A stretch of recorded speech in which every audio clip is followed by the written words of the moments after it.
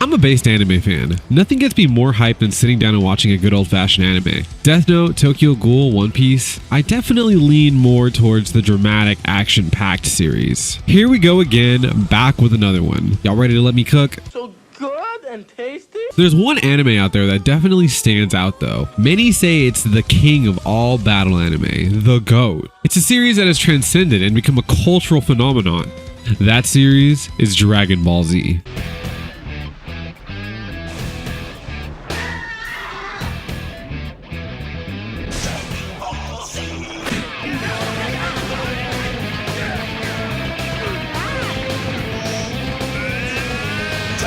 What's up, tadpoles? I'm FrogsCureCancer. Welcome back to the lily pad, a hoppin'est place to be. By the way, I'm so sorry that I haven't uploaded a video in over 2 years.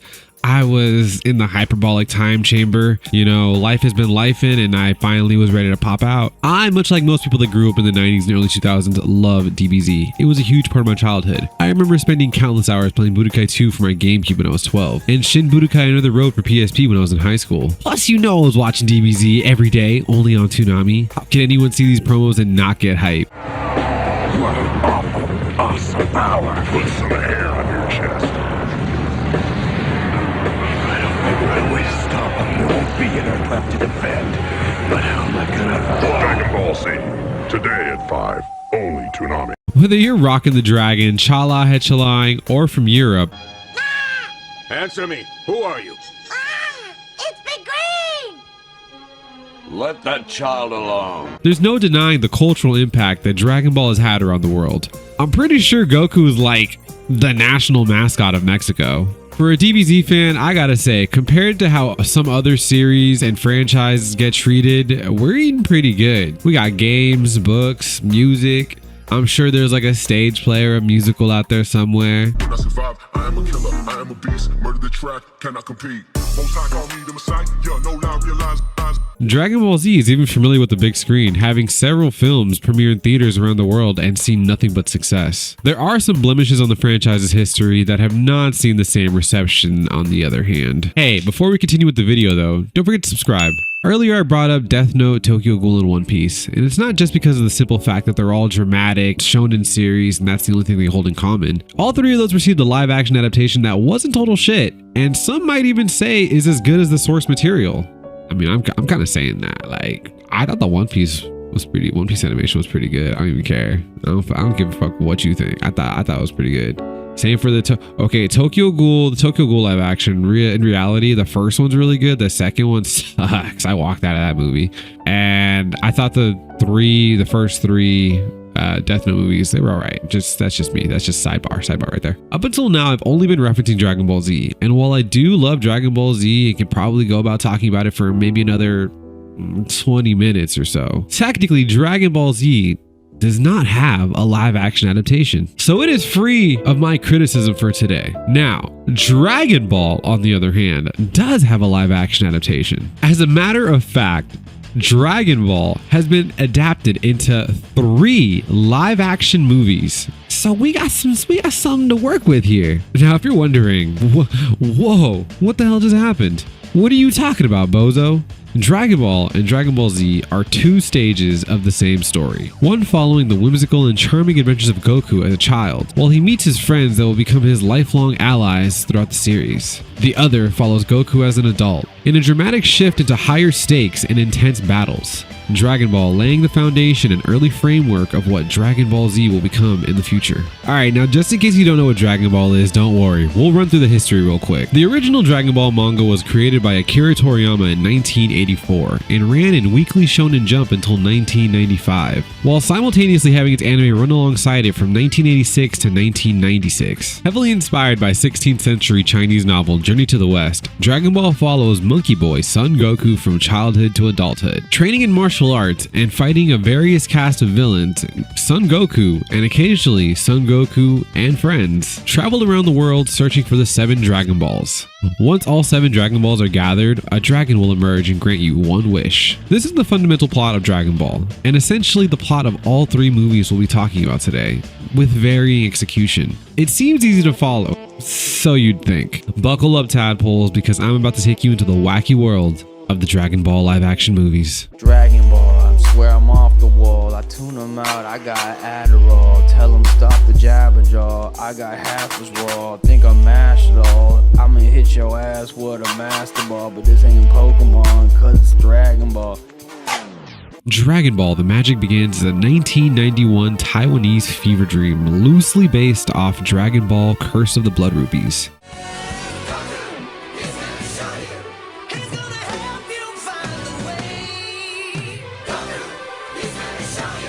The opening of this movie is like the equivalent of if a monkey busts down your door, ran into your room, and started throwing fireworks and screaming at the top of its lungs. It just kicks off at maximum chaos, cramming in as many explosions as it can in a 5-minute span.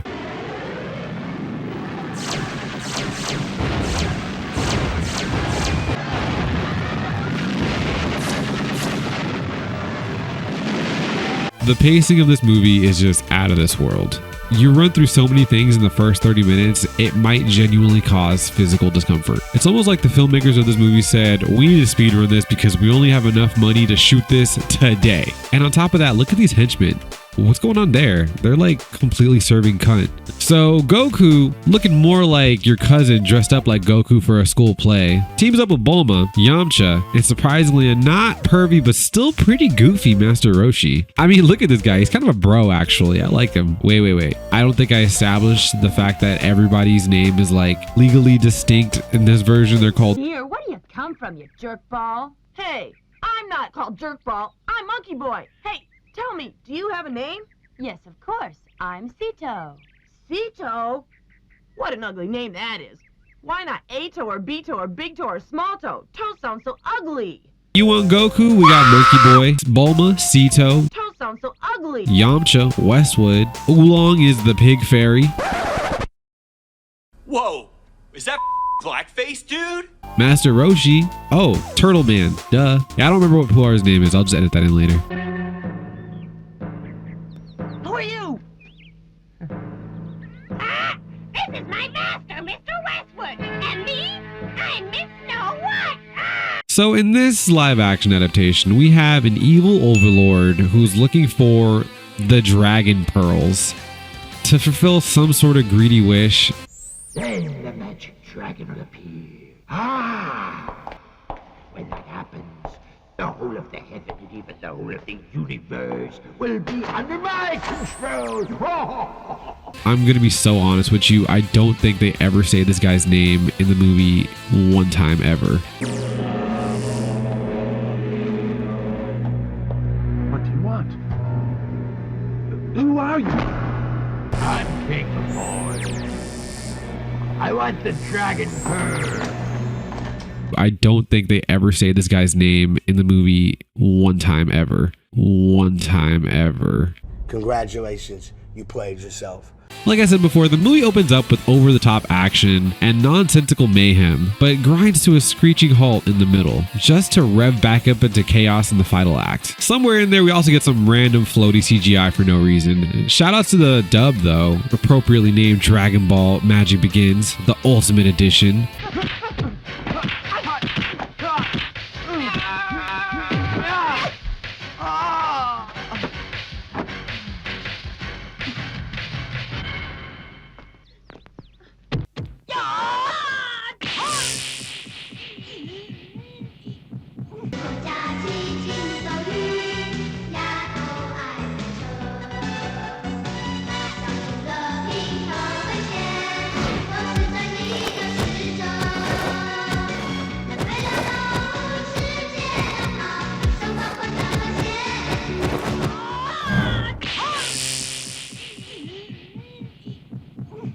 While the plot is exactly what you'd expect from a Dragon Ball story, loosely covering essentially the beginning of the series, the pacing feels like a caffeinated roller coaster. But there's a strange charm to the absurdity though. Whether it's the unhinged editing or the fact that there's more unexplained explosions in this than the insane Korean Dragon Ball movie.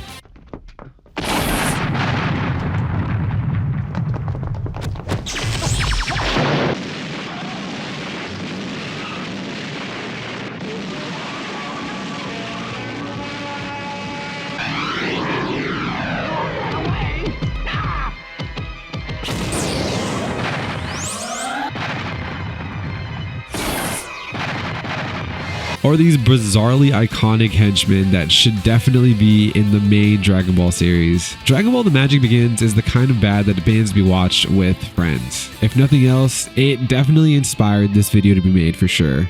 And for that, we salute you, Dragon Ball The Magic Begins. So I have an Amazon TV, and one night I was just randomly scrolling through the homepage, like before bed. I was just trying to find something to watch, you know, kind of fall asleep to. I'm one of those people. I fall asleep with the TV on. And that's when I just discovered on the homepage, Dragon Ball The Magic Begins. I saw this thumbnail, and I was like, dude, what the hell is that? What the helly? So I turned it on and I was like, I watched the first 20 minutes maybe, and I was like, no fucking way. I was mystified. I just knew I had to make a video on this, and in research and doing my research, that's how I found out that there was another one. I mean, of course we all know about Dragonball Evolution, but I didn't know about the Korean Dragon Ball movie.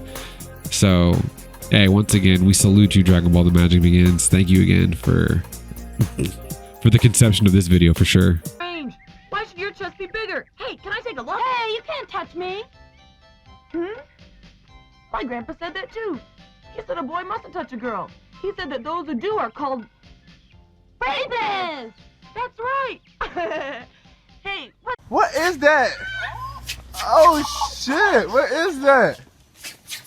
Who you fighting? Dragon Ball. Son Goku fights, Son Goku wins. It's all in the title. Homie ain't gonna lose. He always wins. Every time he fights, he wins. In this surprisingly faithful 1990 Korean adaptation, young Son Goku embarks on a journey straight out of the early Dragon Ball manga. From meeting Bulma and chasing Dragon Balls to run-ins with Yamcha and Puar. And I mean like an actual Puar hand puppet.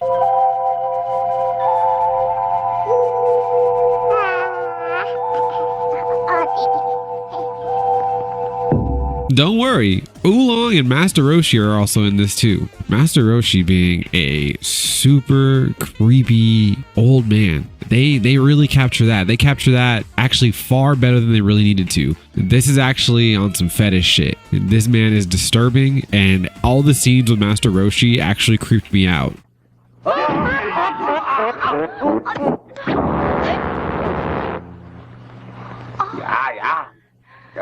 You know, this film actually covers the first 21 chapters of Akira Toriyama's legendary manga with impressive attention to detail, especially for a movie that looks like it was made with like a $50 budget. Goku is portrayed by Heo Sung-tae, who would go on to terrify audiences in Squid Games as Jang Dok-soo. I know he terrified me, man. This guy was creepy and scary. But in this, he's just a wide-eyed, monkey-tailed boy who's kicking ass and taking names. Let me tell you, Goku says it's hands on sight.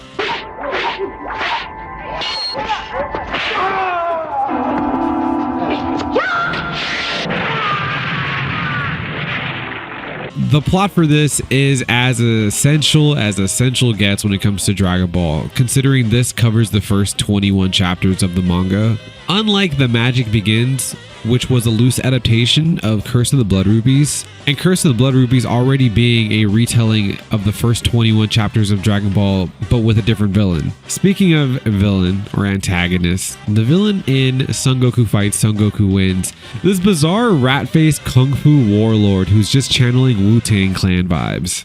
He's always staring directly into the camera like he's filming a music video.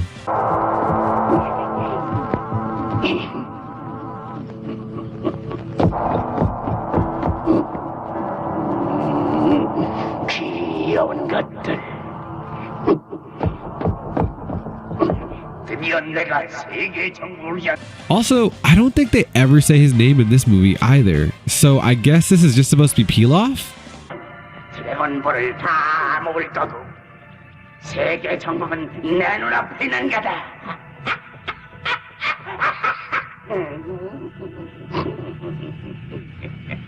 So the action and the faithfulness hold up pretty well up until the final fight of the movie. And the part where you think, oh, this is where Ozaru or Big Ape Goku shows up. No, they decide to do something else entirely different because money. You know, of course, that would be too expensive to have this. What would this Big Ape fight even have looked like in the 90s? But the whole fight just spirals into this whole confusing what the fuck showdown. The movie just abandons the faithful adaptation and says, hey, this is all we got. Deal with it.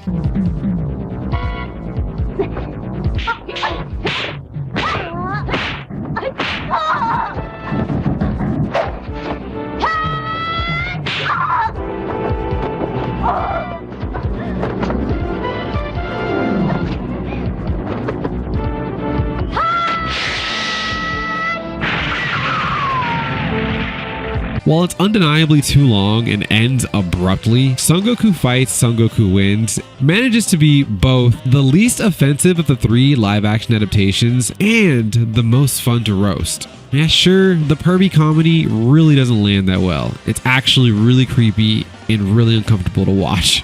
It's just really weird.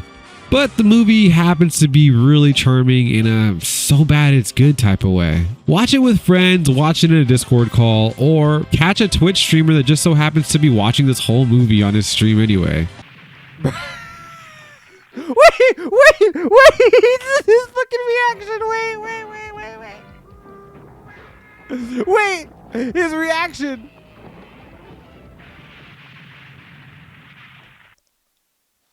It's dumb, it's faithful, weirdly watchable, and still somehow the best Dragon Ball adaptation movie we have to date.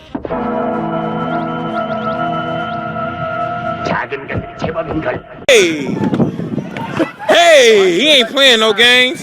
What is that? What is that? Wait! Dragon Ball Evolution, aka brother, this guy stinks. In the 2009 American surreal film experience known as Dragon Ball Evolution, we follow Goku, a sweaty-faced, socially awkward high schooler who rides his bike like a total dork.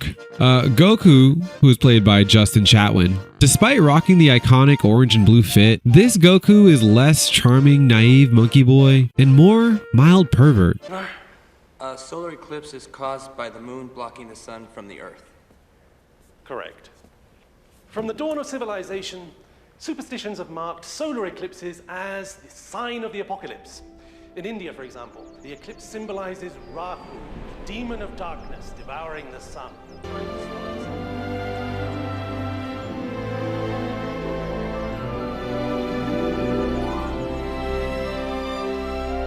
Goku.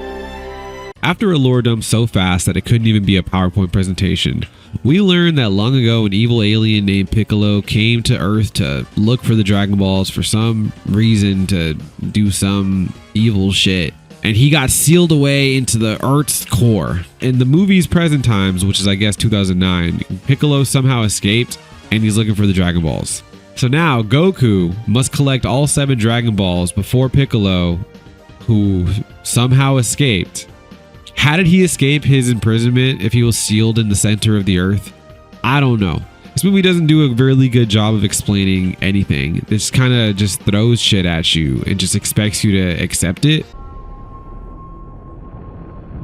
In a time before many can remember, our planet faced its greatest challenge. A warlord named Piccolo came from beyond the stars, bringing darkness and chaos to our once peaceful world. Aided by his disciple Ozaru, the evil pair brought the human race to the brink of annihilation. Cities and countries crumbled beneath them. Countless lives were lost.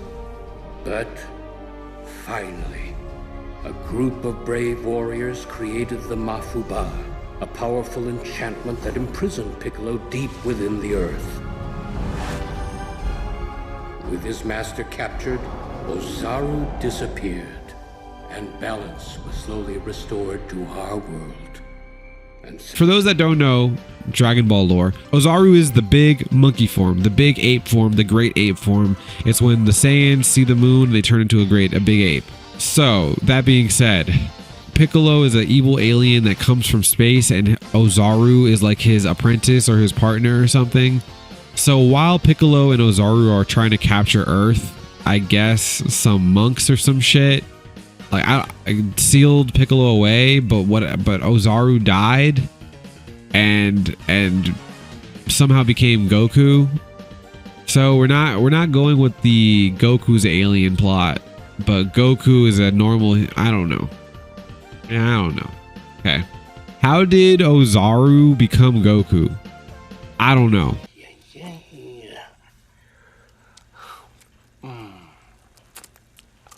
Grandpa Gohan, who's probably one of the better actors in this movie, dies early on, and that kicks off a globe-trotting adventure that just feels like a bunch of disconnected clips smashed together with a bunch of just lame fight choreography and way too much slow motion and just really cringy dialogue that just makes you go, man, what the fuck? Well, I guess she hadn't robbed us. We wouldn't be able to get this Dragon Ball. Well, everything happens for a reason, bro. Got that one from daytime TV. I made a promise that I wasn't gonna fight. What? I made a promise that I'm not gonna fight. Oh. Don't worry, it won't be a fight. It'll be a massacre. Along the way, Goku teams up with Yamcha, who actually has a pretty cool introduction.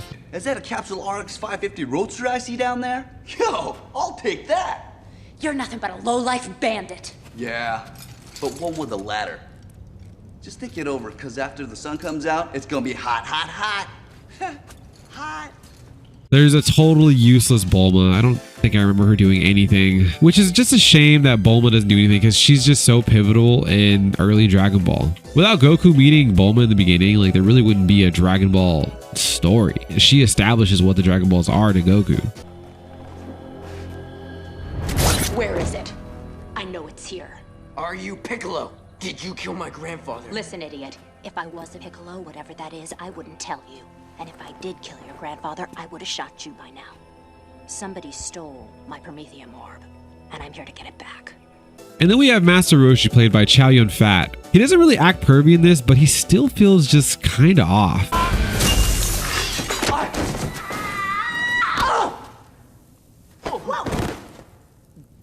Sorry. Another big complaint about this movie. Although Goku and Chi-Chi do end up together in the original series, the love subplot just does not work in this movie. It feels so painfully shoehorned, and it just feels like the chemistry is just not there between the two actors. This movie just reeks of studio interference.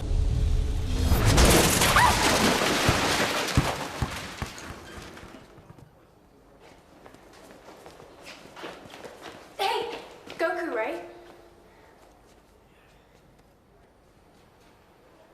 Did you do that? Yeah. You know, there's purportedly an original script out there that's more faithful, but unfortunately, this is what we got instead. The final product just ended up being boring, and that's one of the worst things you can be. There's not a whole lot of fun with this movie, even when you roast it.